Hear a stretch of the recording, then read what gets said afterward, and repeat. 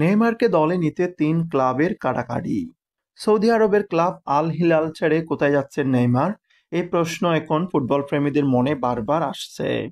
অনেক ক্লাবের সঙ্গেই নেইমারের যোগাযোগ হচ্ছে, তবে তাদের বেশিরভাগই মেজর লিগ সকারে। অবশ্য নেইমারকে দলে নেওয়ার দৌড় থেকে ইতিমধ্যে ইস্তফা দিয়েছেন ইন্টার মায়ামি। তাদের নতুন আর্জেন্টাইন কোচ জাভিয়ার মাসেরানো স্পষ্ট করে জানিয়ে দিয়েছে, এই মুহূর্তে নেইমারকে দলে বেড়ানো তাদের জন্য এক প্রকারে অসম্ভব। তাতে অবশ্য ফুটবল প্রেমীরা বার্সেলোনার যে মেসি, নেইমার, সুয়ারেজ ত্রয়ীকে আবার মায়ামিতে দেখার স্বপ্ন দেখেছিল, সেটা আপাতত হচ্ছে না। ইন্টার মায়ামির সরে দাঁড়ানোয় অন্যান্য ক্লাবগুলো কাড়াকাড়ি শুরু করেছে নেইমারকে নিয়ে। সেই তালিকায় সবার উপরে আছে শিকাগো ফায়ার এফসির নাম। ক্লাবটি নতুন মৌসুমকে সামনে রেখে যুক্তরাষ্ট্র জাতীয় ফুটবল দলের সাবেক কোচ গ্রেগ বালহল্টারকে দায়িত্ব দিয়েছে।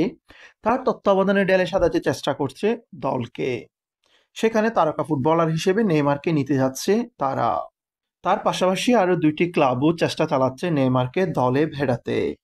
২০২৩ সালে নেইমার $৯৭.৬ million Paris Saint Germain PSG ছেড়ে যোগ দিয়েছিলেন আল হিলালে। কিন্তু সৌদি আরবের ফুটবল জার্নিটা তার মোটেও ভালো হয়নি।